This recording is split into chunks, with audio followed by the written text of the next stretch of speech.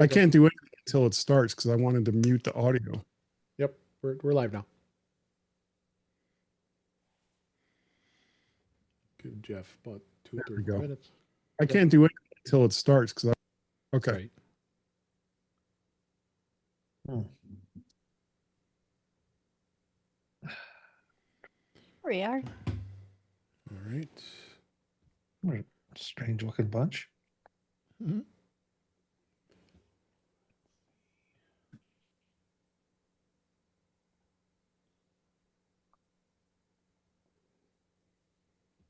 Yeah.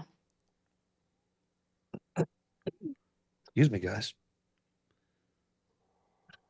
I had a funny thing where someone called it calls it AI exhaustion. So I'm used to working with a team of people, for my work and that, and they get tired, and I'm usually the last person to get tired. I'll stay up all night and work on something, and eventually they tap out and they can't go any further, and I go to bed. But I was working with AI and I kept going and going and going, and I realized, Jill, it's 1 o'clock in the morning. It is not going to get tired. you Not going will to get never. You will never exhaust it.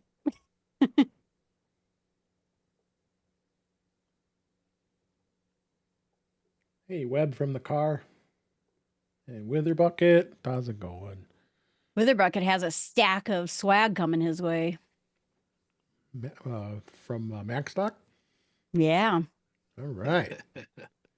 You're a nice sister. A book. Well, he bought the book. Oh. I got him signed. My sister is reading that book. I just on an impulse, I said, let me get a signed copy for her. And they're not tech people, my sister and brother-in-law. It's a good story. She's really enjoying it. She's enjoying the storytelling. Yeah, because just loves David Pogue's a great storyteller. Yeah. Yeah. I'm really loving the audiobook. I'm listening to that every night, and it's really good. Sidebar. Yeah. That's neat. It's not as distracting as you think it is. No, I it thought, isn't. this is going to be I love terrible. it. And it's really good. I can't wait for the next one. Yeah. Joe, you're right. I mean, that was sort of the interesting thing about it because I started it on a whim, and it's like, okay, I want to hear the text. When he explained what he's doing with the sidebar, all right, we'll see how it works, and it works. I mean, it's not annoying at all. Yeah, I've done books that have sidebars before, and either they leave them out entirely, which is usually what they do, and then you find out you're missing half the book, or it's really clunky, and I'm like, man, he solved it. Yep, agreed. All right. We will go ahead and start, and Jeff will join us. Let's make sure I'm in good shape here. I'm going to do a backup recording that because I remembered. Yeah, it's very, very good. Recording in progress. All right. Give me all get weighted here.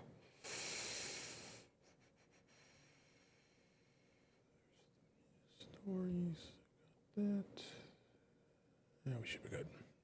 I'm hearing some noise from you, Dave. You are? Is it the air When he conditioning? talks. And noise or something. Oh, that might be me. Hold on. I just realized my room fan is on. Here, I'm going to mute, and you see if it's me. Check. 1, 2. Is that her? Is it really her? I'm not hearing it. Wait. It's you. Go ahead and say something, Jill. You're still muted, Jill, so we couldn't hear you say anything. Yeah. That's what I said. I'm still on mute, so you can't hear me. It was me? Yeah, I think so. I think so. Yeah, let me turn it. Check. Let me 1, turn it. 2. Check 1, 2, 2, 2. It's when Dave speaks, though, is when I'm hearing it. Maybe That happened the other night with who did it happen? Yeah, It was it? happened Yeah, it last was you, week, Dave. too. Yeah, it was you, Dave, when we were using Riverside. That I was at the hotel. Yeah. That's it. Yeah, you had to ride the mute switch. So It's Yeah. Jeff. Okay. Sorry, I'm late. Jeff. Thanks for everything he does. Oh, you're right. Just in time. I blame Guy. I would. You Yeah. are just in time, sir. Look who's. Oh, Marty, I love your shirt. I was going to say, look, Your Johnny's color's wearing. great. Mine just I, went in the wash. It just got cleaned. Yeah, I got one for my wife and she loves it. And then I told her you were going to redo the shirts in sort of pride color orders. Is that true? That is not true. Oh, okay. The reason I'm not redoing them in pride color orders is Fake because the news. birds look wonky. They don't look balanced. Well, he's got his So name. I had to move the blue bird to a different position, and yeah, Okay. So that's not going to happen. no, that's not going to happen. But at the request of someone else, I made a pride flag with I the saw birds on it. So the Oh, rainbow okay. stripes are in the right color, and then I have a white band in the middle with the birds in that order on it. So Giving is everyone that the bird. is that for sale as merch? Mhm. Yes. Okay. Yeah. Because my wife is connected as an ally to that community, and she's excited to share that with them.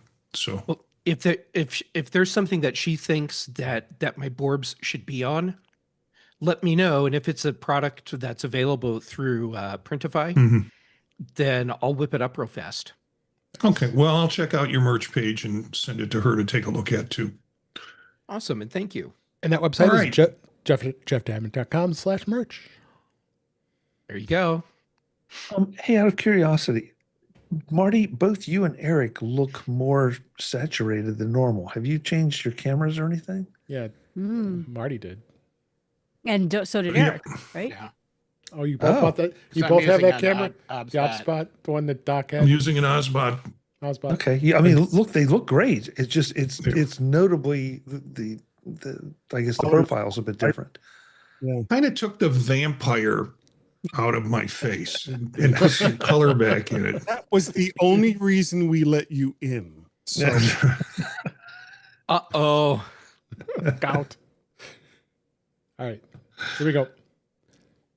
In 5, 4, 3, 2. Welcome to episode 435 of In Touch with iOS, this podcast that keeps you connected to the ever-changing Apple ecosystem. I am your host, Dave Ginsburg. Each week we break down the latest news, updates, tips, and hidden features across iPhone, iPad, Apple Watch, Mac, Vision Pro, and Apple TV, all with insights from friends, experts, and the Apple community. Because here we read those release notes so you don't have to. Well, hey, it's great to be back this week. We got a full panel this week, which is great. Great to see everybody. And wanted to see, let's go see who is here this week. And Jill McKinley, she is here. How you doing? Thanks for being here. Oh, I'm doing great. I had a really productive week, and I'm glad it is going to be the weekend where it's going to rain. I'm excited. Well, I'm excited too. And I don't know. I don't get excited about rain, but speaking of excited, Chuck Joyner's here. How you doing, Chuck? Oh, okay. I'll take that intro as better than some that have been given. I'm doing good. And I'm with Joe. I kind of like rainy, stormy days because then I'm not tempted to do anything Yeah, but actually get more done. that is true.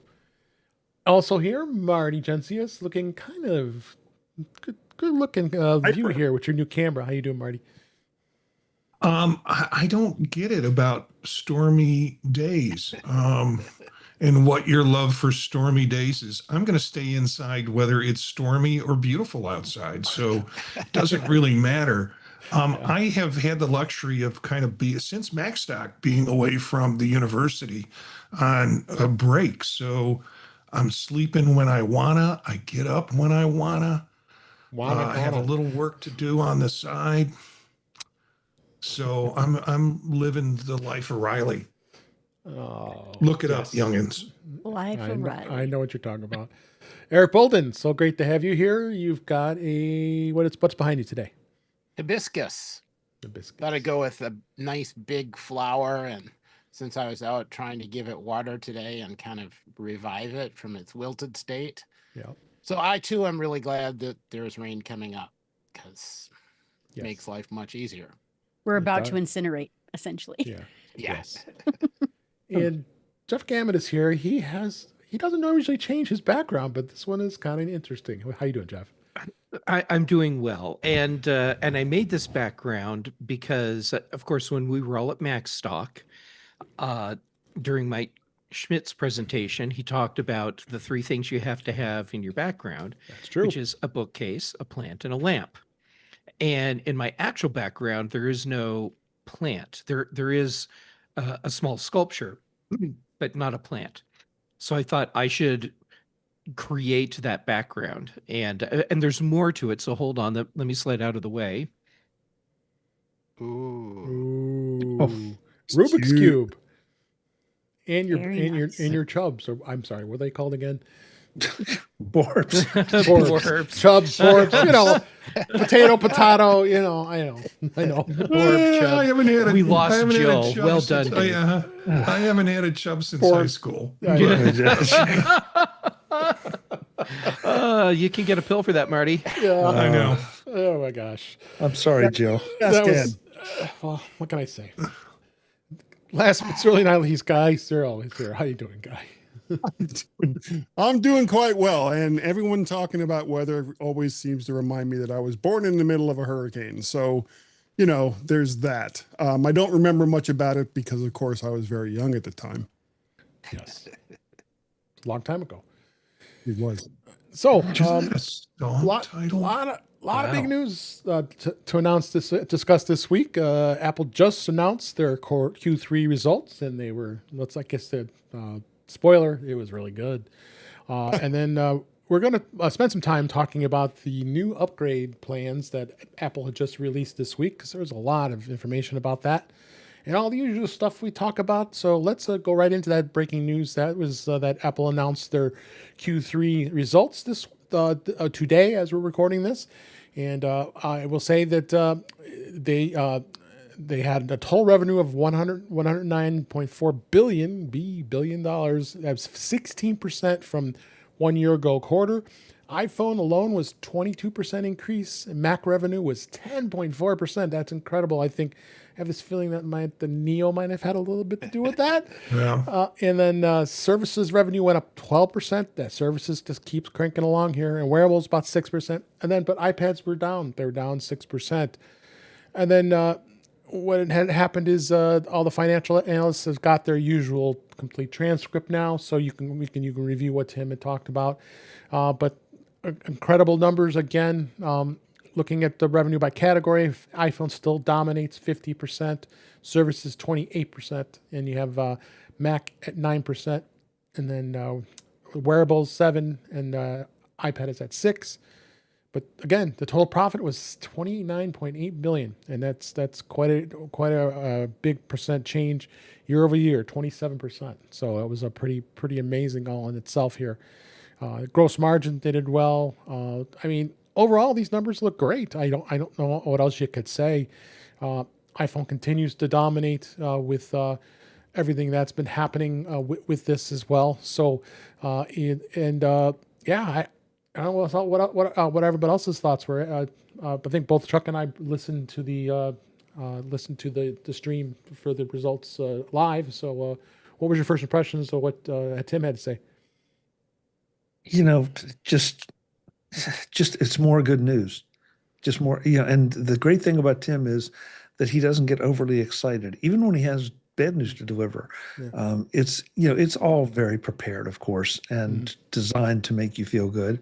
But on the other hand, the numbers don't lie. You know, it's just year over year quarters.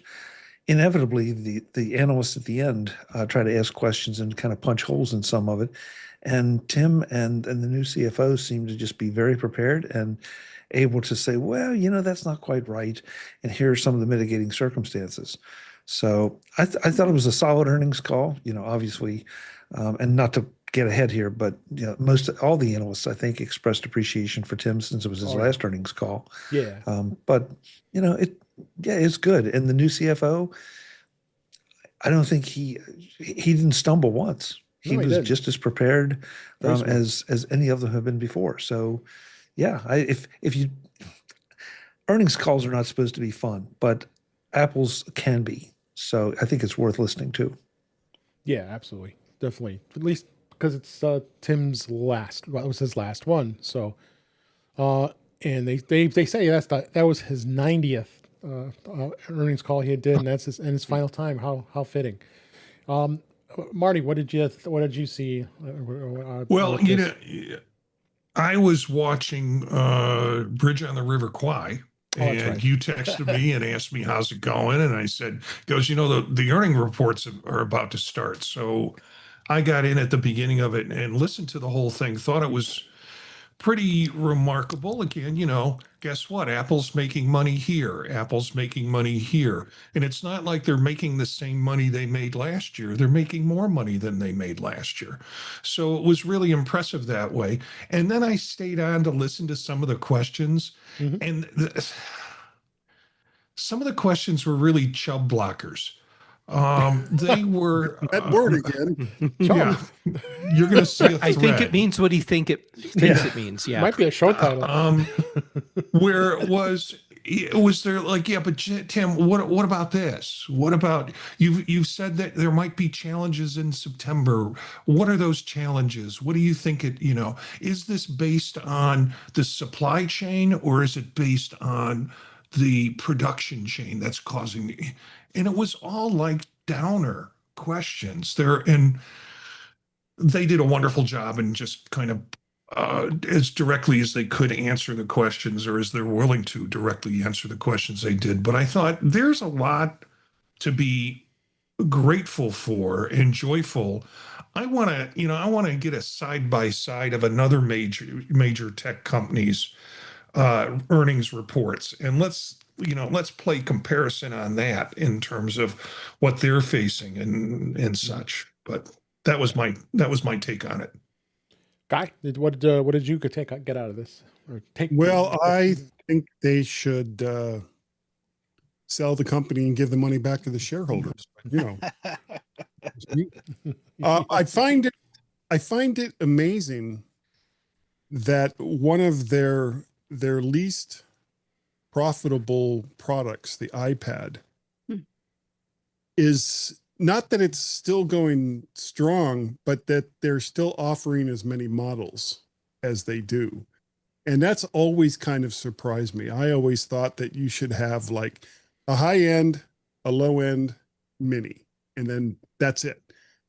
I don't think we need the Air. I don't think we need a couple of the other product categories going along. We don't need all the different sizes. I think I would streamline the iPad line. And they keep talking about it. And of course, remember, not so much last quarter, but this quarter, it's going to be reflected with all the price increases. That's been kind of across the board with most of what Apple sells, including services.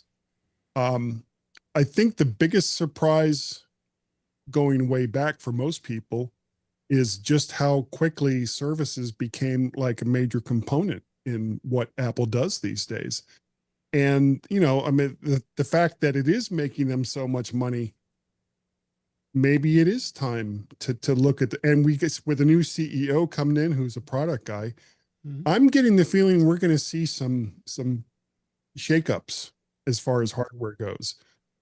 Not so much, brand new stuff. I think the entire Apple line across the board needs some streamlining, and I think the guy coming in is the one to do it. Yeah. How about you, Eric? Memory is probably the biggest issue, and can be the biggest issue going forward. I think the story for this quarter and the story for the next several quarters would be totally different if there weren't that constraint on memory and storage. And it's somewhat unpredictable. So yeah, I Guy, you may be right, because simplifying some of the product lines and reducing them a bit might also be a way to help deal with memory issues by not having as many different units to put stuff in. Mm-hmm. Yeah. Marty, you want to add another comment about memory? You're muted. You're on mute. They talked about retooling some of the sites US domestically and building one that's going to be focusing on bringing some of the, and then there was this discussion, was it Broadcom that they're in some big deal with Broadcom, and I didn't quite understand the implications of that. But the overall implication was bringing more manufacturing back to the U.S., which will politically make people happy, particularly when they want to start using Chinese chips. So. Yep. And Jill, go ahead. The thing I always think of is that I feel like they do things the right way. They make all this money by selling great products people want to have and making good decisions instead of, I'm not meaning to pick on Google, but, selling ads and selling our data and, doing things the way that I think are the wrong ways to do things. And so it feels good when I think a good company makes money. Yeah. Oh yeah, for sure. So I think overall some great numbers. Tim answered questions pretty directly, so I don't think it was a very good last hurrah. Looks like John Turnus is in the role. Really, he seemed pretty confident in any of the questions that were asked of him, and he had some remarks as well. So I think we're in good hands with John, and Apple's gonna continue to move forward with everything here. So, all right, let's go ahead and move on to some of the other topics this week. Vision Pro, with everything we're going to talk about today, I'm just going to touch on the release of 26.6. That was released across all the devices. Specifically, the Vision Pro, Vision OS 26.6 was the 6th update to the operating system. Really, there wasn't much to say here as far as the updates to 26.6 because all of us Vision Pro users are already on beta Vision OS 27. So, but definitely go ahead and get that upgrade if you're not a beta user because there were some bug fixes across all of the platforms, which I'll be hitting on in just a minute here. So, but let's go ahead and go on to beta this week. iOS 27 and Mac OS 27 and all the other OSs are still in beta 4, so they're continuing on. We'll talk about some of the things that I found in iOS 27 that is interesting in a bit here, but really important to talk about is 26.6. Now in iPad and iOS, and there are some security fixes for the iPhone and iPad. There's also an update that's going to optimize the Spotlight index in preparation for iOS 27 and iPadOS 27. This should be one of the final updates, I would think, until iOS 27 is finally released in September. But you never know. There could be a .1 or a .2 if they find something. So be on the lookout for that. I think the one you got to really worry about most is if you go, I'll just jump over to Mac real quick, is the Mac OS. You really, I guess all of them you really have to do, but the Mac specifically had almost 100 patches that it had to patch in Mac OS 26, now 26.6. So really, really important to just run the updates on all your devices. Really be a good idea to get that going. Watch OS and TV OS too. TV OS doesn't have much notable about it. Watch OS is there wasn't really a ton of Watch OS as far as updates, and it's going to be some of just all the new features they're going to be adding from 27. So. But again, as we always all recommend here on this panel, that we want to make sure just go ahead and update it. It's got some important updates that you really need to have, especially for security. So I wanted to hit on a couple things. That's what's being found in iOS 27. The first thing I found to be interesting here is finally they're going to unlink the alarm volume from your iPhone ringer. Finally, 2 decades, the iPhone alarm volume has matched the ringer. So you get to hear the ringer and you think it's ringing, but that's an alarm. I mean, we all probably, and I do too, then you have to go into the alarm and change it to what you want. Well, now you have separate controls, and it has all the settings here. This article in 9 to 5 Mac I put in here so people can take a look at this. You can turn on matching ringtone volume or not. So you at least now have control on how to do it. And then you can also adjust the volume. What a concept. So that's the second toggle for alerts and system sounds as well. So way overdue. I think everybody here has a good thought on that. I had not looked at it yet on the beta device I'm using, but this is great news. I think everybody here can agree. Absolutely. And yet, I'm not going to praise Apple for giving us this feature. No. They shouldn't be praised for waiting 20 years to give us something that should have been in Right. version 1. Exactly. Right. Exactly. And this other one is another one that I've been waiting for years because I don't think I'm the only one that does this. If you actually accidentally press the dictation or voice icon after sending a text and messages, your music may pause and then your iPhone will start listening. It's a small annoyance, but no, it's not. It's a big annoyance, honestly. But it's a frequent one. I do it all the time. We're all sitting there typing your message and iMessage in messages, and then and boop, you hit it, and then the worst part is once you've finished a message, and then you inadvertently tap it and don't realize it, and you're talking, and someone's talking to you. All of a sudden, there's a long message. I better not send it. I'll be in trouble. Then got to backspace and highlight out and erase it. So this is just so overdue. And it has some more steps here, which you're going to see in iOS 27 as well for this. So I'm sure everybody here agrees. This is a huge annoyance, and I think it's welcome that we're going to be seeing this very soon here. And then lastly, in this here is the iOS 27, the all new phone and FaceTime features. The phone app is now going to have a major update. It's going to have that's called Call Context, where you call a company. The phone app can surface relevant information from the Mail app. So it goes to the Mail app on your iPhone and looks for, like, so they're giving an example. Like, say you call an airline and it might show your confirmation code for an upcoming flight and your reservation code. If you're calling a hotel, it doesn't listen to what you're saying, but instead looks at the number you're calling and then links to that details in the Mail app. That's a pretty cool thing, I must say. And then it is an Apple Intelligence feature that runs, it's on device. So it does require the iPhone 15 or Pro or newer. And also works when you make a phone call from your iPad or your Mac as well. So FaceTime has a couple new features as well. It's got, the biggest thing is dual capture on the iPhone 17 models and the iPhone Air.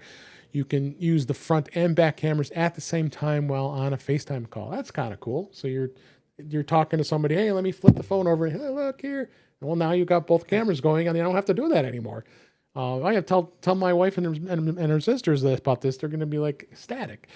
And another few things that they did is connection quality. We'll have, when you have a bad connection, FaceTime calls will now have a better quality than before. Wi-Fi and cellular. iOS 27 is going to have better transitioning from Wi-Fi to cellular connection and vice versa. So you'll lose connection less when moving between networks. So some cool things to look forward to in this as well. So I thought I wanted to put those of note that's coming out here. So, all right. And then I did talk about Mac OS, and that is all we're going to really talk about this week is just make sure you do your updates here. So it's really super important to do that. So I wanted to talk a little bit this week on our other topics is the iPhone upgrade changes. So I know we had a lot of discussion about this week, and Apple did announce that it is upgraded right now just in the United States. It's a new leasing program that's going to be provided by Klarna that offers eligible customers monthly payment options for Apple devices, including the iPhone, which will start at $17.99 a month, and the Apple Watch, which started at $11.99 a month. And they have a press release that talked about all the things that are going to be coming out here. And you can do this on any of the iPhones, going all the way down to the 17e if you so choose. And same thing with the Apple Watch.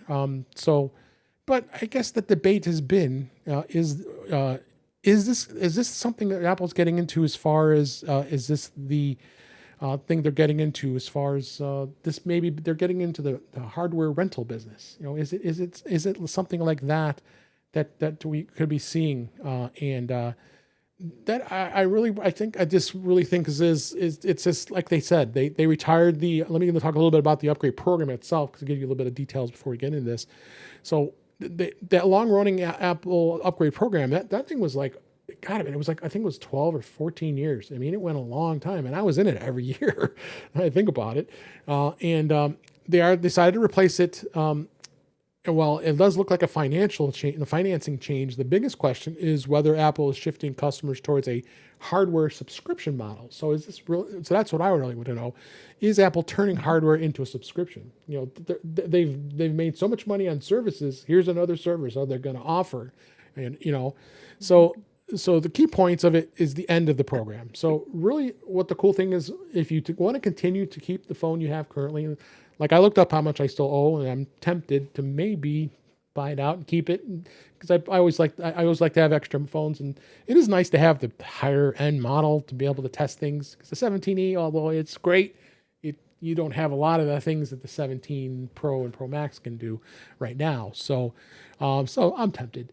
I don't know if I'm going to, but I'm tempted. But that's the thing. If you choose not to upgrade this year, which a lot of people do, but rarely with the upgrade program, because usually I think all of us who have been on the plan in the past, we just trade it in, and then it's great. You trade it in, it pays off the loan, and then you go and you start over again. And then I checked to see, because all of us who were in the program got an email from Apple saying, it's the end of this, but look how great this program is. So that's what you can do. If you can pay it off, or you can continue to pay it till it's paid off, and then it ends, and then that's the end of it. And then the other thing you got to think about is the Apple upgrade program now the upgrade program includes iPhone, iPad, Mac, and Apple Watch with the partnership with Klarna. It's leasing versus financing and ownership. It's a reoccurring revenue and customer retention. That's what really Apple is looking at when it comes to this. So where do you guys think? And one more thing, I'll hit a couple of things on here. We'll get some talking points on here. Is the impact on resale value and the refurbished market? Because a lot of people are now going to turn to the refurbished market to sell it, in which you generally, with this upgrade program, you would just trade it in. Then you got to compare it with the carrier financing. So Jeff, I'm going to start with you. Where do you think this upgrade program is going to go? And would you do it? I'm kind of on the fence if I'm going to do it, or I may finance it with the Apple Card, but I don't know. Well, okay. So I'll start with the obvious answer for me. No, I'm not going to do it because I'm on Mint Mobile, so therefore I can't. Right. Okay, now let's look at it from the perspective of, if I weren't on Mint Mobile, would I do this? For me, someone who wants to have a current iPhone, but historically has not been doing that for a while, this could make sense, because it gives me, or anyone else that wants to have the newest model all the time, a very easy pathway to do that. And I look at this exactly the same as a car lease program, because based on everything I've seen and read, it works just like a car lease program. You get into it, you pay your monthly thing. At the end of the lease, you give the car back, or excuse me, the phone back, the Mac back, whatever, and you get a new one, and now you have a new lease going forward. But if for some reason you're like, actually, this one I really want to keep, okay, then there's a payoff balance or a cure number that you pay, and then that buys you out of the lease, and you keep the phone or the Mac or whatever. So I think for a lot of people, this is going to be a much more enticing program than the upgrade program, because they can now keep all of their primary Apple gear up to date. Yeah, absolutely.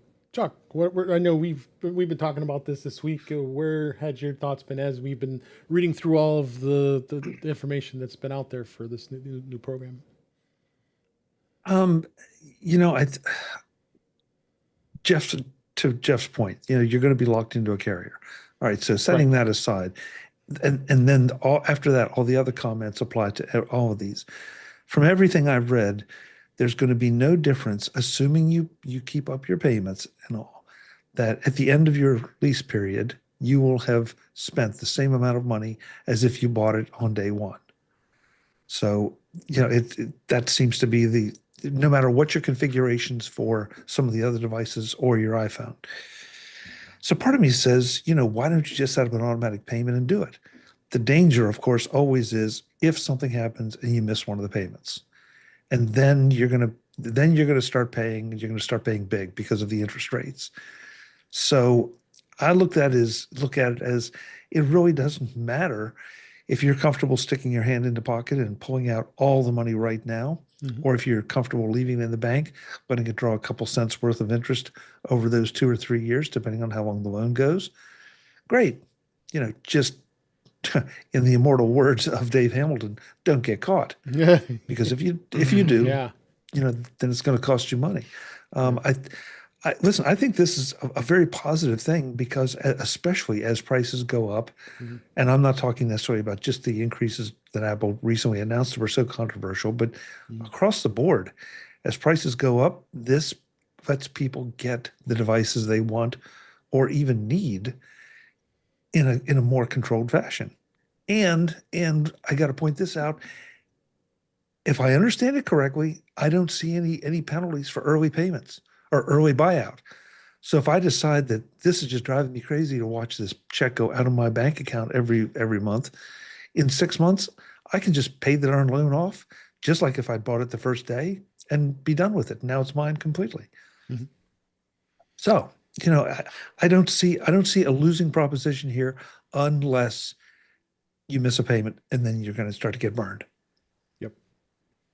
Marty, how But about Chuck, you? one, Oh, one go ahead, thing go ahead. people do need to keep in mind to go along with everything you said, and I agree with what you're saying, is that unlike the Apple Upgrade program, which included your Apple Care subscription or payment, this does not. So you're buying Apple Care separately. And Jeff, thank you for bringing it up. But I tell you what, to me, it's a pass through because if I buy my phone day one and pay it off, I still got to buy Apple Care. If I'm buying it, go through the leasing program, and day one, I got to put Apple Care on. If I'm not stupid, I'd put Apple Care on it, and I'm going to pay that the whole time. So it's the iPhone upgrade program is gone. And so it's fair to make the comparison back to what it was, but it really doesn't matter anymore because that's not an option. Right. Right. Marty, what are your thoughts on this? So I haven't quite figured out the math the way Chuck has. So I'm asking a question to Chuck before I weigh in on this. So at the end of 24 months, you would have paid the full amount of the phone because there's with just the payments. But with the lease program, if you want to keep it, you still have to make additional payments with it. So it seems like pardon? Or payment. It's there, you're going to owe a set amount at the end. Yeah. Right. And Marty, and one of the websites, I guess maybe I should have made that a little bit clearer. Yes, to own the phone, you're going to have to pay that extra little amount that's left. And it might be more than just a little, but let's do it this way. Your total outlay to buy the phone, to own the phone, will be exactly the same as what it would have been if you'd bought it day one. So that's better phrasing. Yeah, and my concern would be that people see this as an entrance into a luxury item that they've never been able to get. And they're like, okay, I can do it for $35 a month, or maybe I can't. And they find out that they can't. So, and then I don't, well, let's save some money. Let's not put Apple Care on it. And then something happens to the phone and it's even worse. And then, you can't turn a leased car in with a broken headlight without paying for the broken headlight. So I think there are lots of challenges to this program. I think it will seem on the surface very attractive to people who don't necessarily have the liquid assets to be able to get into something like this, but they will be allowed to get into something like this or get themselves into something like this. And then the potential for damage or hidden costs at the end of it for them to keep their phone. I think it's a little bit of a carny thing that Apple's doing with this arrangement. Hey, Chuck, I need your help here. Okay. Because I think I must be doing the math wrong. So I did a quick Google search to see what an iPhone Pro would cost, and so $32.99. So $33 for 256 gig iPhone.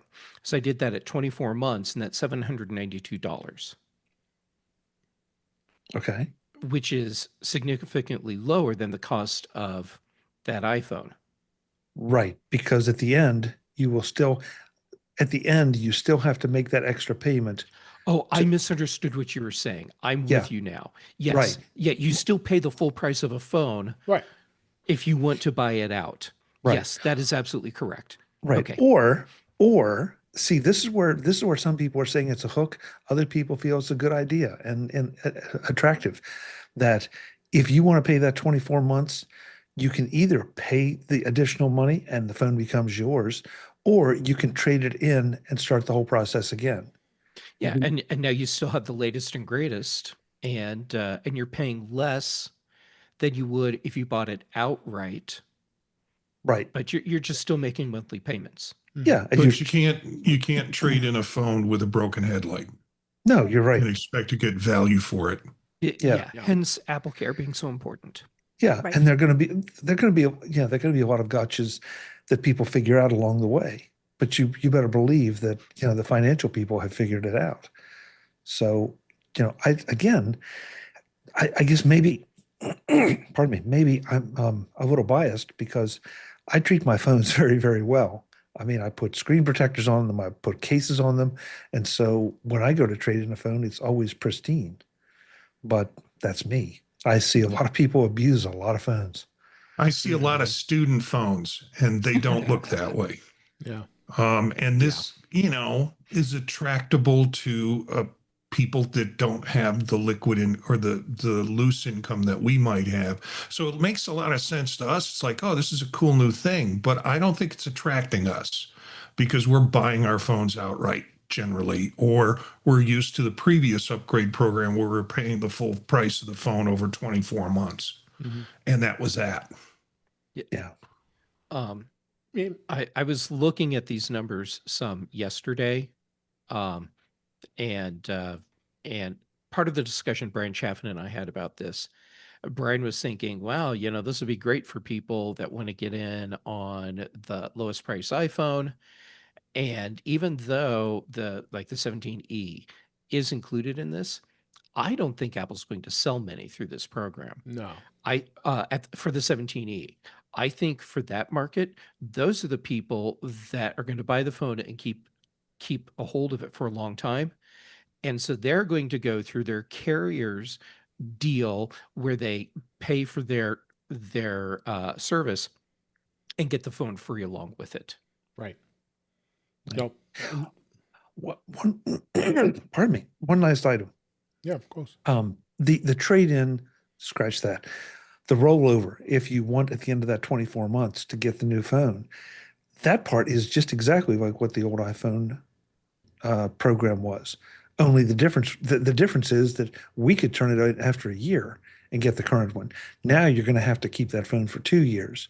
So you're not going to always have the latest and greatest.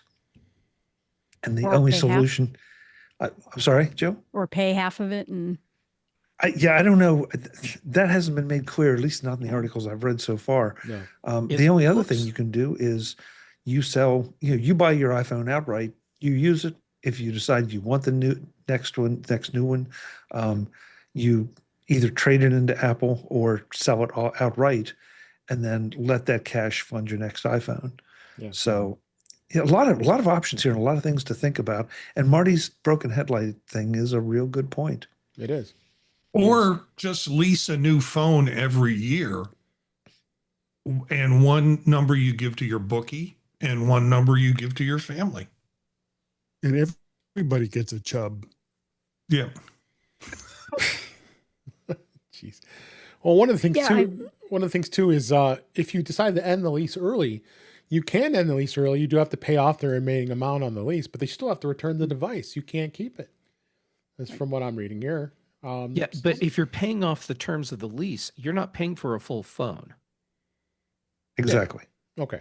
Because I didn't see You're that. missing that last payment. Okay.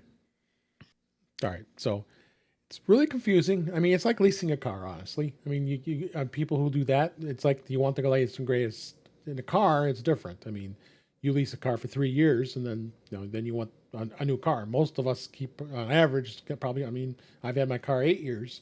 Some people keep it 10 and 12 and 14 years longer, depending on who they are. So it really all depends on where this is when it comes to that. So. And then I was just looking at some of the pricing here too. Is the fact that you got 24-month plans for the iPhone, and the Apple Watch, and the iPad is 36 months, and so is the Mac. So you're going to be you can choose between 24 and 36. Okay, well, yeah, it's listed here. Like I said, I didn't look at it. I'm looking at Mac Rumors here, showing that what the cost was at 36 months. But okay, I mean that may be possible, but. Yeah, it's definitely something to be clear of. That's what causes this whole thing. This is very confusing. That the old program, yeah, it's gone, but it was so easy. Now it's a lot more complicated. Anything else you wanted to bring in on this, Jill? I bought my MacBook Air with a 3-year on my Apple Card with 3 years with payments spread over the 3 years, interest free. I thought. No, I had to do it for a year when I bought my MacBook Air. Did they? I think mine's 3 years. So on a Pro, they did it for 3 years. Okay. No, it was an Air. Oh, it was an Air. Huh. Yeah. So I don't know, and I'm like, yeah, cool. I mean, why would I turn away free loan? Something may have changed because I bought one of them not too long ago, and it's only a year for me. Okay. Yeah. So, sorry, I'm keeping us on the topic, but I'll be fast. No, I went back and double checked Apple's terms because I was pretty sure you could get a new iPhone every year.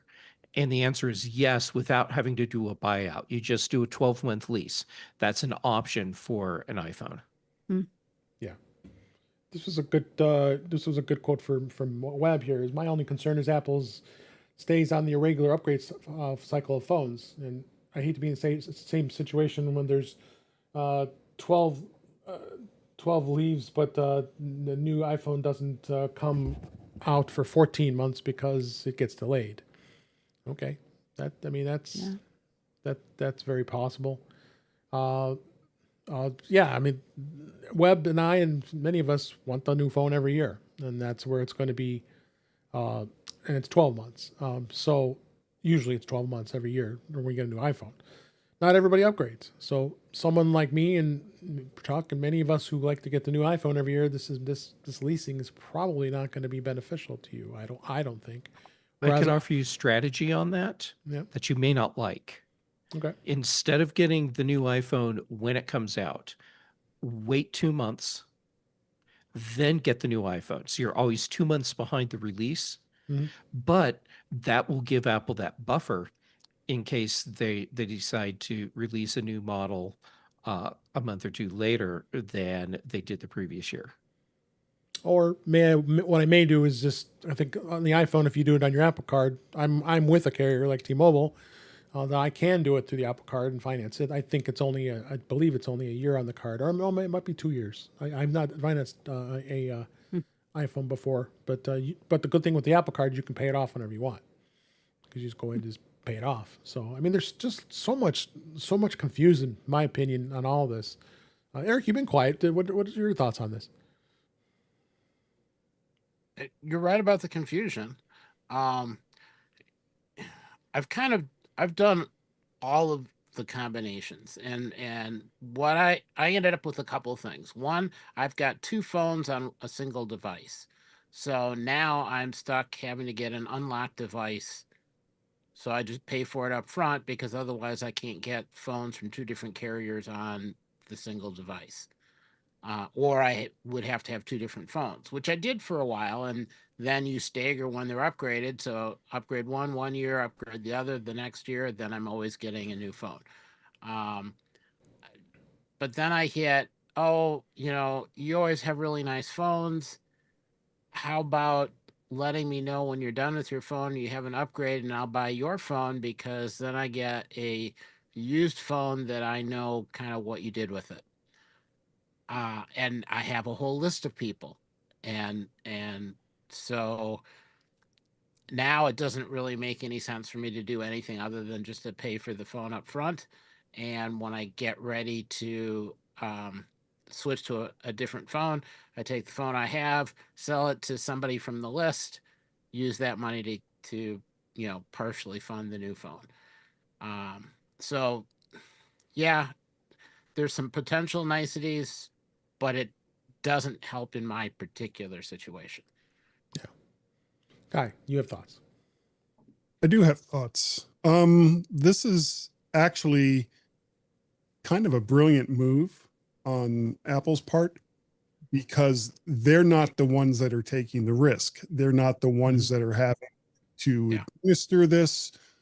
Basically, I think what they're doing is they are selling Klarna. Klarna, is that it? Clark, Yeah.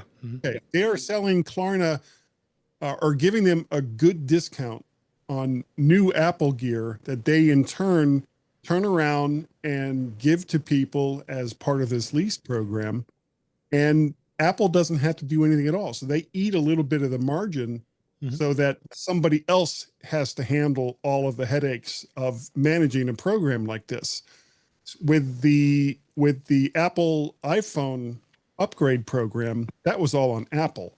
Apple had to manage all of that. And now they're saying, okay, we don't have to worry about that at all. It's all going to go over to Klarna and let them deal with the headaches.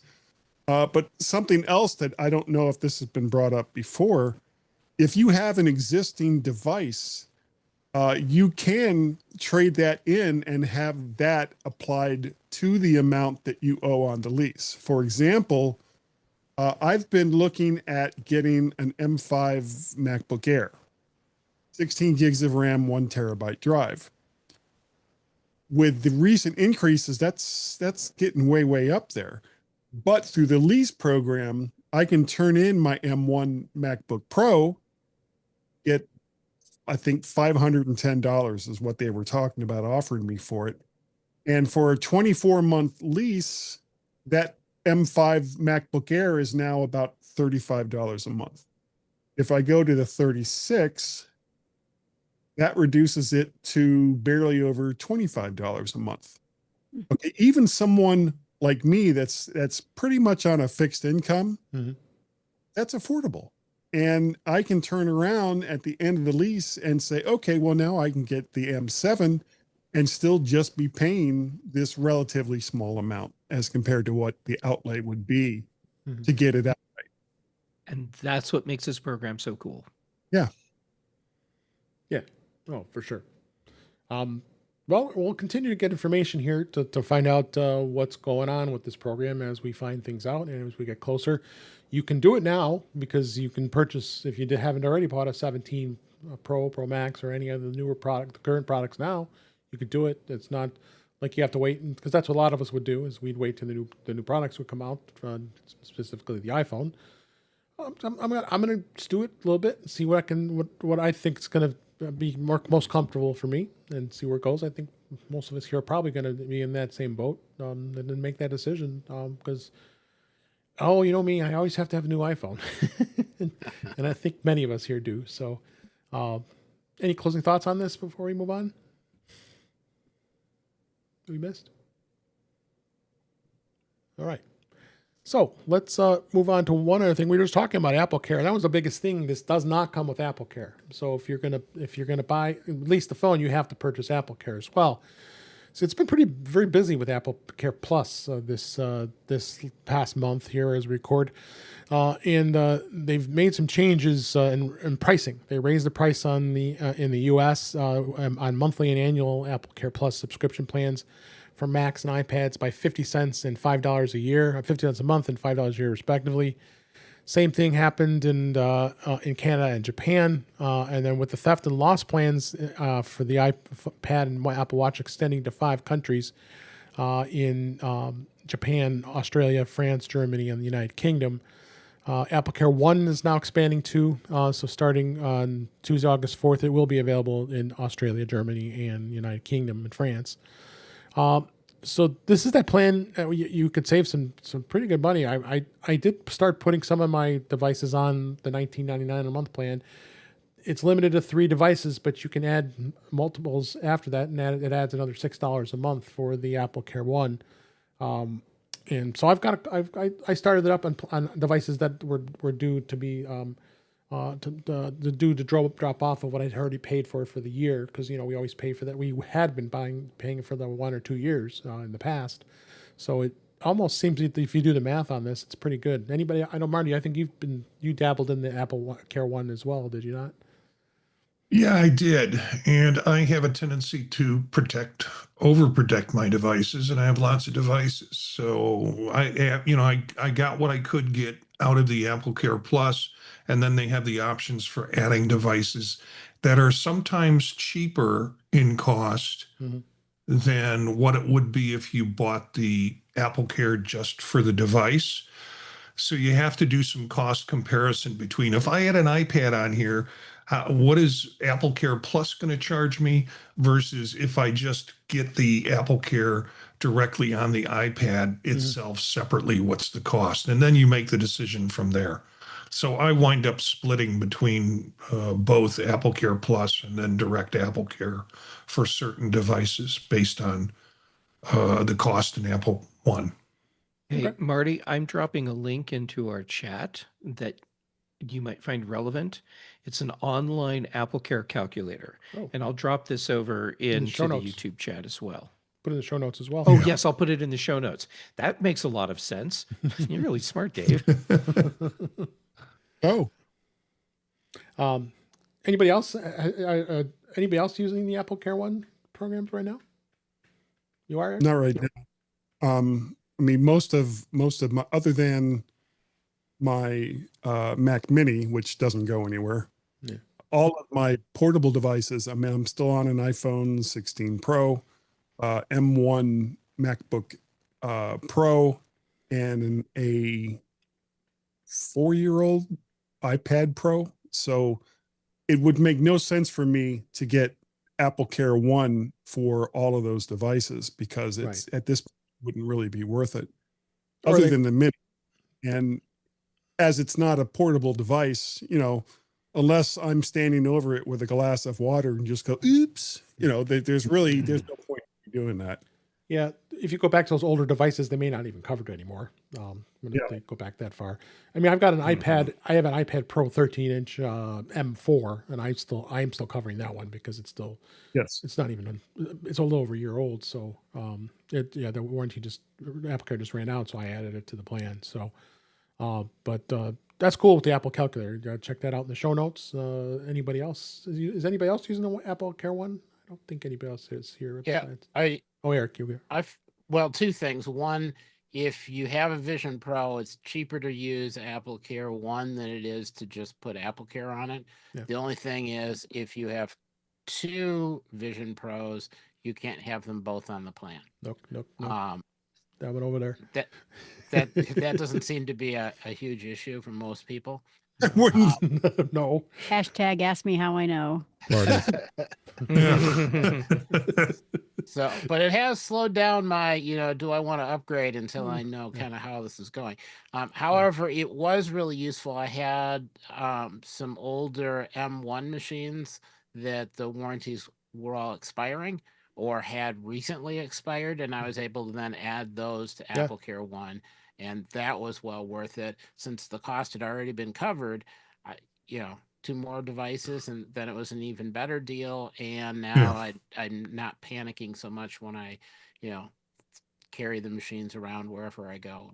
Yeah, my M2 Vision Pro, I know the Apple Care comes up in September. That's when I bought it 2 years ago. So yeah, I'll add it. I mean, I'm gonna hold on to it, and that's a whole nother topic we talked about with M5 versus M2. But I'll continue to cover it. I was covering my M1 MacBook Pro, M1 Pro, for another year, but that plan wasn't available, so I paid whatever's. I think it was like $149 for the year, because it was still it's still a really good machine, even though it's an older processor. So I did cover that. So, anything else you want to hit on this before we move on here? All right, so I am excited. The fact that Ted Lasso is coming out next week. Woohoo! I'm super stoked. In fact, I saw they did a premiere. Apple had a premiere to see the first 2 episodes, and notably, Justine was there. What a surprise! And she interviewed John Turnus, and he hadn't even seen it yet, and they were having that. I think the press invite, so they let the first 2 episodes be able to be seen. So it's going to be 1 week from, I believe, Next Wednesday. Next Wednesday, yes, it says it right there in my face here. Apple, it's August 5th, and that's be the premiere. But the one episode will be released every Wednesday until October 7th. So there's not a lot of episodes, but yeah, that's a fair amount. Like August, September, yeah, it's like 12, 13, 14 episodes, which is great. I've so missed this show, and it's exciting. Is anybody as excited as I am to see Ted Lasso? I won't be able to watch it until Thursday because August 5th is my wife's birthday. And I just can't sit there and go, all right, I'm going to go downstairs on your birthday and watch a show that you don't want to watch. So I'll see you later. Yeah. Happy birthday, honey. Happy birthday. I'm leaving. Wait, but with Stranger Worlds, we got to go watch that too. And that could be on the birthday too. So that's on next Thursday. Right. So. And then the new episode of Silo. Yeah, Silo. Oh, I mean, your Thursday's kind of screwed this time. Yeah. Once it's Thursday, it doesn't matter. At that point, I close the doors to the family room. I'm watching. Out sign and just go at it. Make sure I have lots to drink. Okay, yeah, I was going to say something else, but I'm going to stop right there. I'll just make sure. Please do. Yeah. Chuck, has you and Charlotte have any discussions about Ted Lasso? Yeah, actually, we did a recording of TV Plus Talk today that will go out next week. Okay, no spoilers. But just Charlotte and I agree on a number of things. We don't agree on everything though about this new season and the implications of it. So and I will leave it at that because I don't want to spoil it. Yeah, but yeah. I'm looking forward to it. I'm not sure I'm quite as giddy over it as you are, Dave, but I'm definitely looking forward to it. Over the moon. Over the moon. I am. Yeah. So as we know, it's going to be Ted Lasso is coming back to England because he did return to the States after season 3, and he's going to be coaching a professional soccer team that is women, which is kind of cool. Yeah, Lady Greyhounds. The Lady Greyhounds, yes. Yes. And most of the cast came back. Brett Goldstein's back, and Hannah Winningham. I adore her. She just makes the show so fun. And she's just a very fun person. So yeah. So he was in Game of Thrones as a very fun, not fun person. She was, yes. So yeah, if I wasn't married, that would be the kind of woman that I would need. Moving on. I can see that. Yeah. Yeah. Very tall. She's like, oh, she is very tall. Something like that. Yeah. All right. Next story, Gemini for Mac.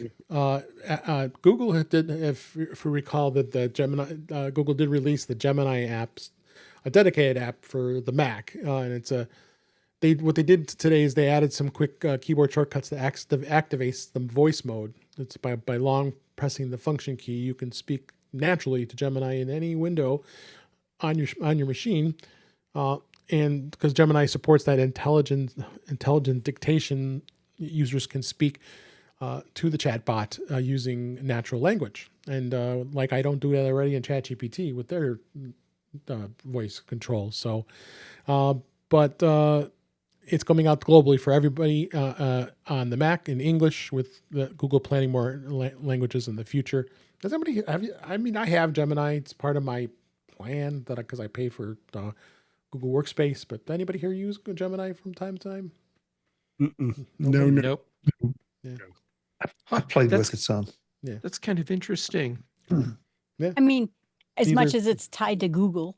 Yeah, that's the big reason. Yeah, I decided to play with it today after this since this article, I was going to talk about this article, and yeah, it's interesting because you know how ChatGPT just goes out to all sources. You know what? And when you type in something to search for, let me go out to Google. That's what it says. So anyway, yeah, that's out there for those who do use it. And can I just bring up one thing here? Yes, please. And please, everyone, tell me if I'm just really over the deep edge and paranoid. Yes. But Sure, you are. Yeah. okay, well, But continue. system-wide voice dictation means that it has to be listening to you all the time to be, even if you're not using it, to be able to take your dictation, right? No, what it means is that you can use it anywhere in the system, not that it's always listening. Okay. So you all have right. to trigger it on, and think of it like using your keyboard. You can use that system wide, but it's not doing anything if you're not touching it. Okay, that's fair. It just seems like Google is trying to sneak into the operating systems at deeper levels. And again, maybe I'm just being paranoid, but You are not being paranoid. You're not being paranoid. okay, I'm not being paranoid. Okay, good. All right. And and if you want to look at a perfect example of why you should be paranoid, Mhm. look at what Adobe has done for decades. Yeah. They want to be your operating system. They when you install Creative Cloud, that intertwines so deeply in your operating system Mhm. that not even Adobe knows how to completely extract that back out. Yeah. No. Sign me up for Yeah. I'll take two. Yeah. Yes. It's Hey, funny how Chuck. the companies that you used to really have a lot of respect for, some of that respect gets tarnished as they try to impose themselves. Yeah, sorry, Marty. Chuck, will you say this slowly for me and so the listeners can all hear it? My voice is my password. Well, I guess I just screwed up because now I just said that. Yeah. So Yeah. Well, let me see if I can help you. My voice is Marty's password. Yeah. you will never get into your Mac again. Yeah. You know, And I have the- both of those recordings. I'm getting into everyone's accounts. You I'm gonna get have to all go the to money. some- See you later, yeah. suckers. yeah, Chuck, you now get to go to some dark places. So Oh, good. congratulations. Thank you. I'm looking forward to it. Anybody want to get into my computer? Yeah. no. Hmm, no. No. No. Big no. I don't even want to go to your state. I don't know what state it is. I'm not going. Just state of mind. Oh my gosh. Okay, So- my favorite comment of the night in the live chat. Okay. I never figured out if I should trust keyboards. Well done. Who was that? I didn't see it. Small steps with AI. Oh, well, please share. That's me. Jill. Yeah, That is yeah. you. Yeah, I Well never done. figured because I think my brother was bringing out that you get these third-party keyboards, and they say they can also read the data, but it's limited in some kind of way. But I've never understood: is it limited enough? And the same thing with the Google thing. Is that going to be limited enough? Yeah, I don't know. I just like the option that they have that you can opt in for screen aware reasoning mode, which allows Gemini to see what's on the Mac screen and complete tasks, highlight files, images, text, or documents, and then do something with them. That doesn't seem at all a problem. No. Pretty sure Hugging Face wants to enter the chat right now and say, guys, Remember Microsoft and whatever rewind ever that was, where we'll tell you what you had on your screen 5 minutes ago. No. You have to. Okay. All right. So let's go ahead and move on, and we'll go to the next story. Qualcomm expects Apple modem revenue to drop faster than expected. Qualcomm expects that Apple revenue will decline faster than the previously anticipated because this was the CEO, Cristiano Amon, told Reuters in an interview that the company's earnings call for their third fiscal quarter of 26. He chalks it up to the loss of supply constraints, which will reduce the share of Qualcomm's components used in the next iPhone launch well below its earlier 20% estimate. And I think the revenue is going to drop even more because I believe Apple only has a contract with them until 2027, so next year. And as we all know, Apple's already started developing their own modems, as it is already with the 5G modem that they have got now. So that leasing agreement ends in March of 2027. And it's not clear if Apple will even extend it. I would tend to doubt it if they've already been putting in their own modems. What do you think, Jeff? Well, I think that Qualcomm is trying to get ahead of the negative press by letting people know now that they're going to see declining revenues. It wouldn't surprise me if Apple did sign a new contract with Qualcomm, but for a much lower volume than they previously have had. Because I'm expecting the supply constraints that Qualcomm is experiencing, all the other companies are going to be experiencing as well. And Apple's going to need to spread the love a little bit so that it can get all the chips that it needs. But yeah, I don't expect Qualcomm to have nearly the volume of business with Apple that they previously had after 2027. Yeah. Joe, what do you think? I guess I don't know enough about it, to be honest. I know that there. At first, I was, thinking about when they made their own chips, and I don't know. I guess I don't know enough about it. I think Qualcomm's a quality company, and Qualcomm, see, quality's right in their name, but I just don't know I know a hardware on the Windows side. I just don't understand. I guess there's as much on the Mac side. Mm-hmm. Guy, what do you think? Jill, to your comment, never let the truth get in the way of a good story. That kind of applies. Qualcomm is going to be in trouble for two reasons. Number one, Apple isn't going to. I don't think Apple will redo their contract with them. I just don't see the point of them doing that. But as far as the rest of it, they're not going to be able to make that up with going to companies and selling modems, because if they could have done that, they already would have, and it's just not there. Yeah. Yep. I mean, I've supported, I guess Apple every time they've made their own chip with the M series. I'm like, okay, let's see what you did, and they did great. So that's all I have to go on, really. Yep. So, Chuck, you got anything on this? Just that I'm not sure how much difference this makes to anyone but us. Right. Right. That's one of all the things, the modem, it either works or it doesn't. And unless you're sitting there with speed tests and marking things down and have another phone to compare it to, excuse me, I'm just not sure that this. I mean, listen, from a business standpoint, it's absolutely interesting, and we're back to the whole supply chain discussion. And let's please not go back there again. But other than that, it's like, okay, does the modem work? Does the modem work for me? And now, if it performs just horribly, and there's a noticeable problem, then that's another matter. But overall, I don't think for the little bit at the moment that the bandwidth we all have access to, that people pay that much, normal buyers out there don't pay that much attention. Yeah. Yep, I agree. All right. So let's move on to one last story here. And actually, it's an app.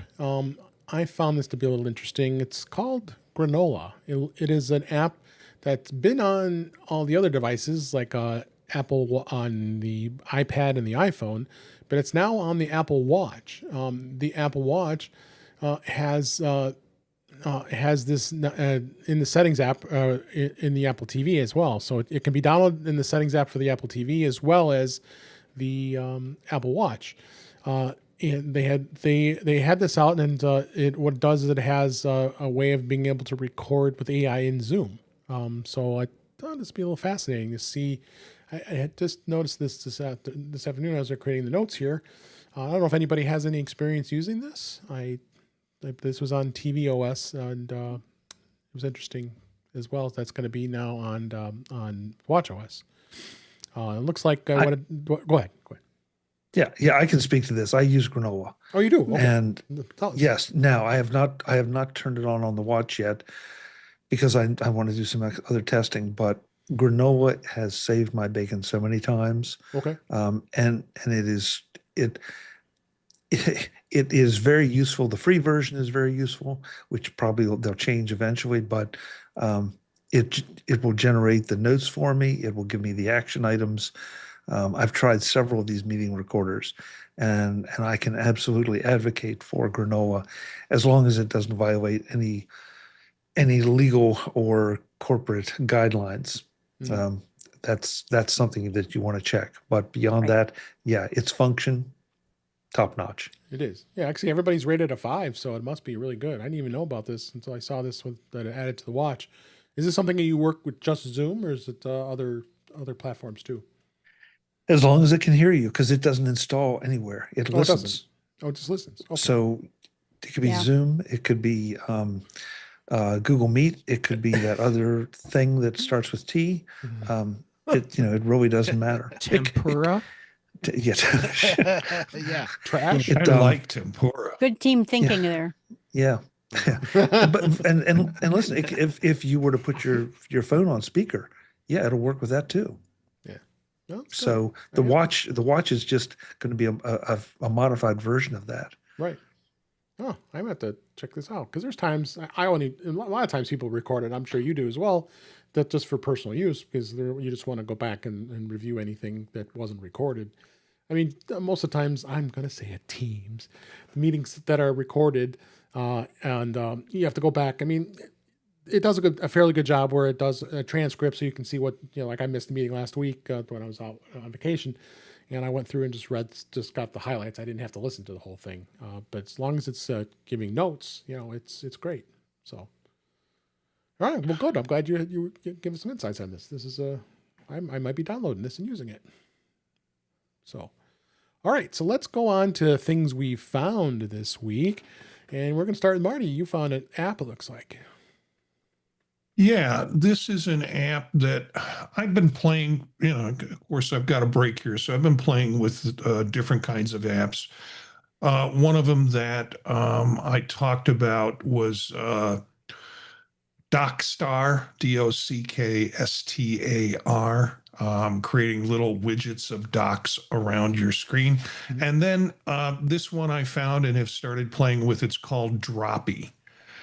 Droppy will use your island or your notch, and you can put different things to program into it to drop down that will allow you access to different things. It's getdroppy.app is the site. What is interesting about this is it's on sale until tomorrow. And you can get one license for $7, and then it goes up to $10.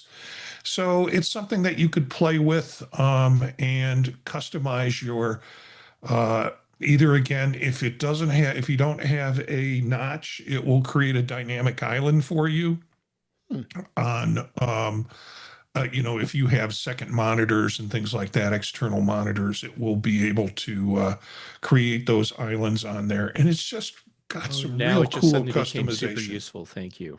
Yeah. And you can buy, I think you can buy one license for $7. You can buy two licenses for 12. And so if you're thinking of this is something that I want to get before tomorrow, go buy a couple of licenses and then you'll be able to use them on multiple Macs. Yeah, it looks like So- two keys is 1188 and 5 keys is Yeah. 2621. I think Yeah. you just spent my money. And they I looked at the developer has been improving this constantly or consistently, so it's not like this week I just added this little thing in, please come and buy my app. If you look at the history, they've been making changes to this app along the way, which is pretty cool. Nice. Very good. Good find there. I like that. Yeah. All right. Who else we got? We got me. I blame Jeff for this one. You're welcome. I see the link and I'm super excited for you. Yeah, because now we're going to be twinsers because we're going to have this new bag. The Tom, how do you say is the last name Bean? Bin. Okay. Bin. This Tom cafe Bin. bag, because I was just on vacation, had the pleasure of hanging out with Jeff and his lovely girlfriend Angela for a few days this past week in beautiful Denver, so Colorado. awesome to see you. It was great to see you. And you know, when you travel, you know, I had this MacStock little thing that they gave us, and I've been holding my wallet and this little guy, and yeah, it's nice, but you know, gets kind of bulky because it is nice to have my car key and my wallet in here, so I don't have to every day I'm where'd I put my key? Where I put my wallet? So I got to and I have just in here, but I think this one's going to be really nice because it's a cafe bag. It's called a medium cafe bag, and it's like basically a sling bag that goes. That's how you wear it, right? You just put it around your shoulder. Do you need to have an actual product held up at screen? I'll go grab mine. If you want to, by the time you I'll go be get right it, by the time you get here. So it comes in different colors. I went with the blue. It's actually going to be here in a couple of days. And it's nice. I mean, I think it does have some aims towards artists. So that makes sense why Jeff likes it more, because it does have, you can hold a lot of great things in it, and it's not terribly expensive. It's like $90. You buy it directly at their website, tombeam.com. Links in the show notes, and Jeff's now showing it on the air. And I probably hate to tell you this, but I did buy the same color. That's okay because it's an awesome color. Yeah, I thought it didn't like any other colors. And then I ended up and I ended up getting some of the other accessories. I got the Freudian slip. That's you did get the okay. But that up too. I went a little even extra. I got the ghost whale organizer pouch too. You stepped it up a notch. I did, and so this is gonna be nice. I'll be able to carry this. So it's hard for me. It's the challenges I have, and then now having this, not worrying where the heck my phone is and where the heck I have this. It's a nice bag, and again, if you just get the bag itself, it's only $90. It has a lifetime warranty guarantee on it too, so can't beat it. Is it big enough for an iPad? It Yes. is. Yeah, I can get my 13 I threw my 13-inch iPad Pro in here. Yeah. They advertise it as being able to fit like the 10-inch iPads, you know, around that 11-inch size. Yeah. But you can put a full-size iPad Pro in here. Yeah. Okay. So that's the Freudian slip, the pockets on that. There's a zippered padded pocket. You can actually throw an iPad mini with its case into the zipper pocket and close it. Nice. I'm looking forward to it. So, all right, You're Jill, going to love this bag. yeah, I can't wait. All right, Jill, you've got a cool thing here, or a cool thing found. Well, first of all, I'm a bag addict, and so I'm not allowed to buy any more bags. I am too. You should see what I have. You should see how many I have in my closet right now. Jill, what if it's a really important bag, like this Tom Bin bag? I love the Tom Big bags, but no more bags. No, Mom's got a brand new bag. nope. She got an intervention. So- And Daddy never sleeps at night. Oh boy.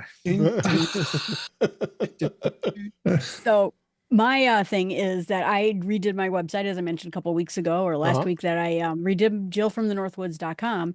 And I used a company that this was recommended by ChatGPT, but it's card with an extra R, like it's a pirate card. Card.com. And the nice thing about it is that the cards are basically, you break your website into sections, and it doesn't allow fancy code. You don't have uploads of files, but for $9 a year, you get a very basic website. You get 3 of them. For $19 a year, which is what I have, you get 10 websites and more advanced cards. And I needed that because I'm hooking mine up to domain names. So I had to get the 19 a year plan. And it makes a very nice website. It's very, very flexible. And like I said, you don't have to be any sort of a programming person to do this. You just nudge it here and nudge it there, and you will have yourself a website. And I needed something just to tell people at the end of shows where you can find me. And it's perfect for that. Oh, there you go. But but that doesn't include domain registering. Is there? 19 is, if you get the 19 per year plan, you can have domain registry. Okay, so they'll take care of that for you then. I think that I have my domain other places, so I don't know about that part, but you can hook it up. But they do have a registrar program, and I don't know how much that costs. Okay, just check. Yeah. There's so many great registrars. Lately I've been buying from porkbun.com because it's funny sounding. Because you just like the name. Yeah, but .com domains are $11. So you go to Hover, it's 20. So anyway, I just bought 2 new domains today, so I am going to hook up another one of my 10 websites to Card. There you go. All right, Eric, you've got something for the Vision Pro surprise. Yeah, that surprised me too. This is a piece of software called Airstream that solves the problem of if you have a bunch of MKV files or a bunch of 3D movie files, but the 3D movie files are like side-by-side images, not Apple immersive video files. This will you just point it at a folder of video. It figures out what it needs to do for each of the different files, adds a description of what's actually in there. And then you can use spatial film on the Vision Pro, open it up. It says, oh, hey, let me look at your Mac that's got all of the stuff on it. Connects, gives you a list of available video. You click on it, and then you can watch the movies, and they're wrapped correctly, so you can have a background like their new kind of icy background with the stream going through, and it will put the movie behind the background so you get reflection on the water, so it looks really cool. And it's easy, and just adding the extra data so the Vision Pro knows how to deal with it only takes like a minute or so. It's really fast. It doesn't have to re-encode the entire video. It just says, oh, this is what this video is and how you play it. It does have the ability to do some re-encoding if necessary, but it does it on the Mac side, so you're not overheating or overworking your Vision Pro. You can just use it for whatever, do all of the rest of the work on your Mac, and then enjoy the results and watch whatever later. So, nice. Very convenient. Very cool. That's blurry. Oh, it just came out of blur on their website. All right. Good pick. Jeff, Panic. They make some great stuff. I wish they had. Make amazing stuff. Okay. So my pick is Prompt. And for those of you that already use the Terminal app on your Mac, you might be like, well, why would I want Prompt? Because it's so fracking cool and it works so well. Mm-hmm. So Prompt, what it does is it gives you a command line prompt and then lets you like SSH into remote computers. And you can use it for other things too. For me, the primary use is SSH. I started using the very first version of Prompt on the iPad, and it very quickly became my preferred method for SSHing into my Raspberry Pis. And then when Prompt 2 came out, of course I bought it. Prompt 3 came out, and of course I bought it. But Prompt 3, that's when they added in for the price of the app, you get it on iPhone, iPad, and Mac. Nice. And when you set up your Prompt Sync account, which is free, then all those computers or servers that you're remote connecting to all the time that you keep in your list so you can just auto connect, that syncs between all your devices. And I have a bunch of terminal commands that I use all the time. So I just set them up as like little clips in there so I can tap or click the thing that lists all my clips, choose the one that I need, and it spits out the command line text that I need. and saves me tons of time. So yeah, this is my hands down favorite app for remote connecting to from command line to other systems. Love it. And they made it actually very affordable because you can buy it as a subscription. So that would be $10 a year. And this is a pro level tool for $10 a year. Or if you prefer to have a perpetual license, it's $50. Yep. And even though I expect that Prompt 4 will come out before I have used Prompt 3 for 5 years to balance out the yearly subscription price, I didn't care because I love what Panic is doing so much. I paid for a perpetual license, fully expecting that before that 5 years is up, Prompt 4 will come out, and I will just buy another perpetual license to do everything I can to support them. There you go. It is a fantastic app. I use Transmit. I've had that for years. Oh, I'm a Transmit user as well. I've been using Transmit for, I think it started prior to Mac OS 10. Yeah, I'm going back. So probably like System 8.5 or System 9. I was already using Transmit. Yeah, I'm going back in the news group days with Unison. I love that app. Good times. Yeah. Yeah. So Panic's has Prompt for Vision OS also, and it gives you I forgot. Yes. an option for an immersive layer. It is really cool. Or you can use it without the layer special effects. But hey, got an Vision Pro, you got a layer. Chuck, you got another great Govee product. Yeah, I'm in the process of shifting over to Govee after wasting entirely too much money on this bulb and that bulb. Govee, and I'm just doing it kind of as the deals come up. So this was on a big sale a little while ago. I picked it up. This is a standing floor lamp, a Govee floor lamp. Govee floor lamp 3. That is really nice. I really like it because some of the cheaper bulbs and cheaper products that you get out there, and I say the cheaper ones, you spend some money on something like Philips Hue. The colors are very definitely rich and vibrant. You get some of the cheaper ones, and it's like, yeah, okay, I guess that's red, I guess that's green, but it's kind of pale. Yeah, so Govee stuff is always like very saturated, very, very intense. If that's what you're looking for, great. But I picked this up, again on a whim to replace something I already have, and I'm really, really happy with it.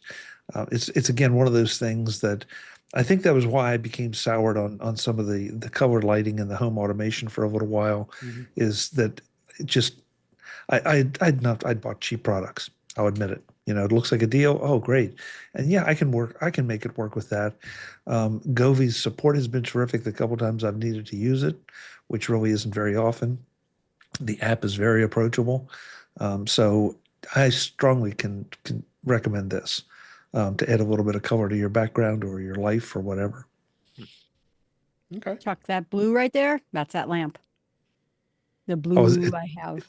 It's the Govee floor? Yeah, it's stuck within a bookcase, so it nice. floods out to kind of give me a glow. I've got I have one that's behind my head. That's if I right, you move do, my Marty. head, you can see it. Yeah. I got silver because it would blend in better in terms of the background, and I can play around with the scenes if I want to. And I've got the lower price one, the RGBIC one, the floor lamp. It's basic. Yeah, the colors, it's not as bright. I was using it for a light in here, and it does have the colors, but this one's pretty cool. It's a lot brighter. 10,000 K. It's pretty good. Yeah, and again, I'm just gonna tell you, don't waste your money. Either buy it decent or don't buy it, and just wait, because that's, again, you will be disappointed. But then again, I'm a big fan of colors, and Jill's is a great example because that is a very definite. There's no question that that's a colored light, and some of the the less expensive ones, the colors are just not what they should be. Yeah. All right, the last pick this week is I've used this app before. I haven't used it for quite a while, but it's a good old photo editing app. Guy, what do you got? Yeah, it's called Acorn. It's from, and I love the name of this company, Flying Neat. Flying Software. For a lot of people, and myself included, that don't want to take the time to learn how to use Photoshop or Pixelmator or some of the other ones with just its oodles. Sorry, calm down. It's okay. All of the the different layers and the different tools that you can use and all the rest of that. If you've just got some simple stuff that you want to do with pictures or with graphics, this is a very low cost program that will let you do 80% of what everything else does and not much more. It's like $30, I think. And that's to buy it outright. There's no subscription. There's no reoccurring costs. You buy the program, you own the program. I know, radical idea, but that's the way I roll sometimes. I have used Acorn to do the show graphics for both the My Mac podcast and the G-Men podcast up until recently for a very, very long time. And I really, really like it. Okay, good pick. All right, so let's go ahead and we're going to wrap up. But before we do that, let's find out where everybody can be found. I'm going to start with Mr. Guy Serle. Thank you for being here. Where can people find you? Thank you. I appreciate you letting me come on once again. Of course. Of course, I am one of the hosts of the G-Men Show, along with Gaz, and he is doing much better. And hopefully, next month we'll start coming back. Yay. So that's Nice. That's awesome. Great news. I know, That's isn't fantastic. Yeah.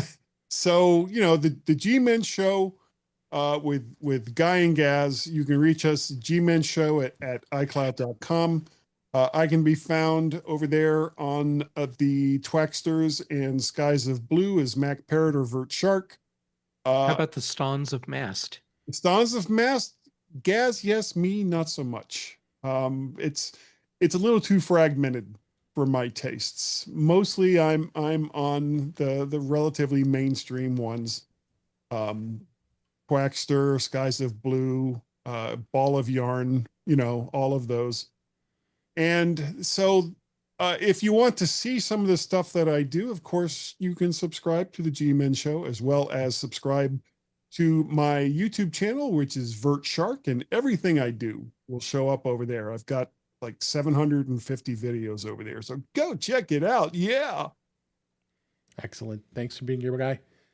Jeff Gamet. Forgot. I've started doing that live. The G-Men Show lately has been live. That's great.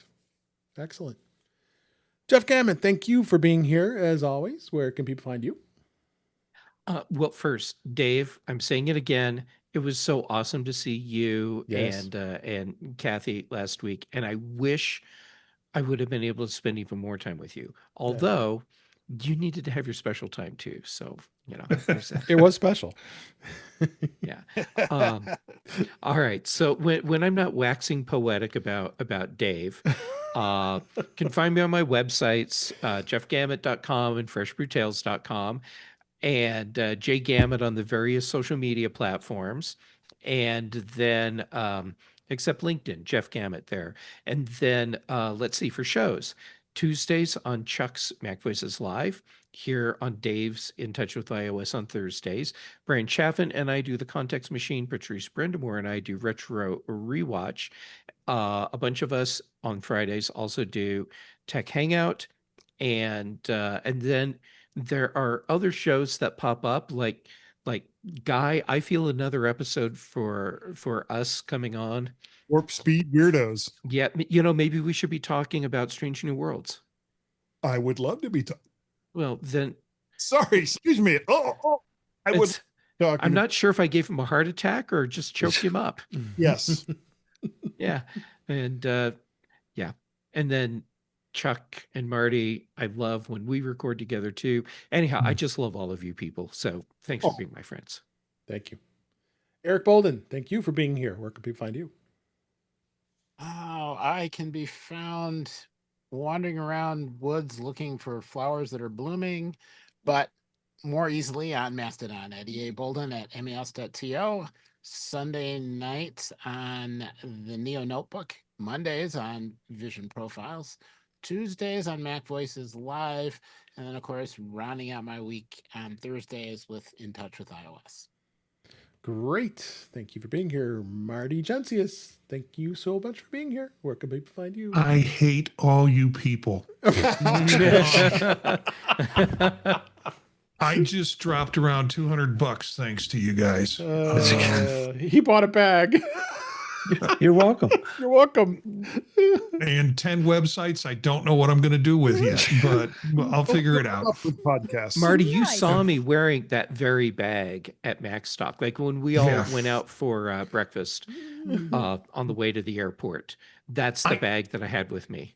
And I looked at it and I said, that seems like the perfect bag for me to go from my home to the university and back. Considering I'm using a Neo and all that. Anyways, where can you find me? Many of the places Eric already mentioned. Chuck Show on Tuesday nights, Dave Show here on Thursday nights, and Vision Profiles, Neo Notebook. Go to thepodtalk.net. And you'll find the shows that I produce and find the shows that I'm connected to. One I'll bring up here because I am enjoying the partnership with Cindy Rotz on Fade to Chat. And I've just started sort of because I don't do solo shows. I just started a solo look in the camera, talk for 8 minutes kind of show called One Scene. The camera and the couch, and it's paired with Fade to Chat. So this coming episode we'll do on Monday is on Bridge on the River Kwai, and I will take one scene from there and capture it from a counselor or a psychologist's point of view, what's going on with the character. And I've already kind of written the script for it for this next episode. So those will come out simultaneously and support each other. It's a fun show on classic movies. That's all I got to say. Thepodtalk.net at Jencius, Jencius on the socials. When are you going to do the mask? The Mask? Yeah. What, Jim Carrey's The Mask? Yes. Oh, God. Sorry. I would love a psychological breakdown of almost any Jim Carrey movie. Okay. Or if you want to be super depressed, would you do Apocalypse Now for us? Movies of the 30s, 40s, 50s, and 60s. Because those other movie shows are all kind of taken up. So we've got this niche for old films with that one. However, Cindy and I have discussed saying maybe let's just pick one of the movies out of that period and just do that and throw it at each other and see what happens. But I think it would be something more disturbing from my end. So. Yeah, it would be. Chuck Joyner, thank you for being here. Where can people find you? Now I'm really intrigued about what movie Marty would pick that's disturbing, but And I have this vision of Eric out wandering around in the woods looking for plants blooming and finding just the right mushroom. I've tried that. I have no doubt. Anyway, you can find me at macvoices.com. That's where we are releasing a couple interviews recorded at Macstock. We also are doing the live show Tuesday nights at 8 p.m. Eastern at youtube.com/MacVoicesTV. And on all the socials, you can find me as at Chuck Joyner. Thanks, Dave. Thank you. Thanks for being here. Jill McKinley, thank you for being here. As always, let people know where they can find you.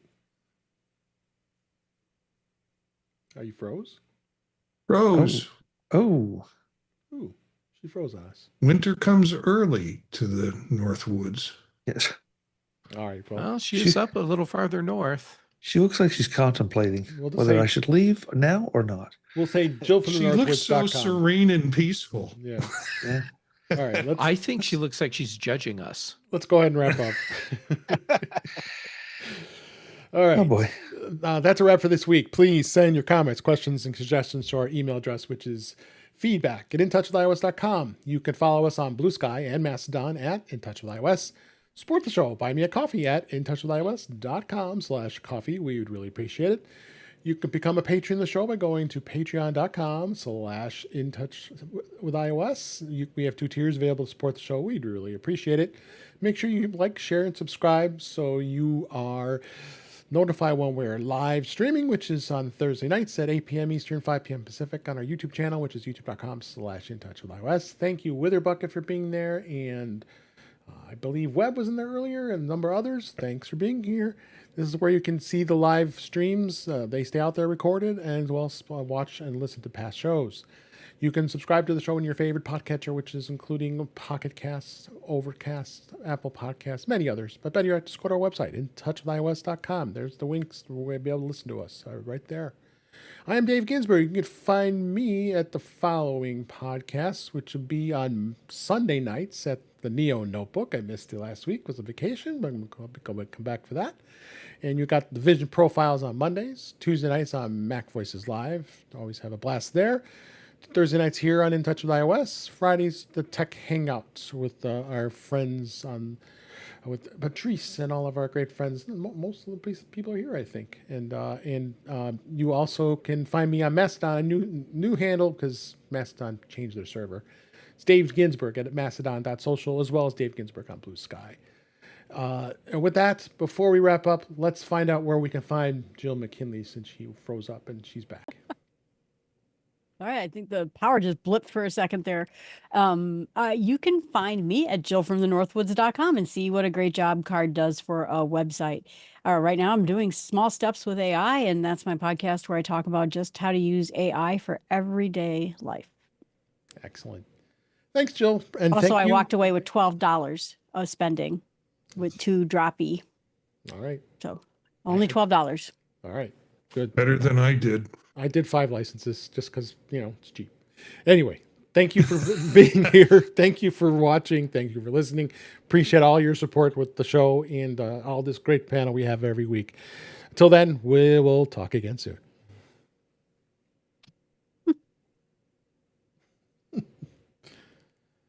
All right. Say goodbye to the live stream. Thank you, everybody, for being here. I appreciate it. Bye, live stream. You'll be so glad when we're gone. Yeah.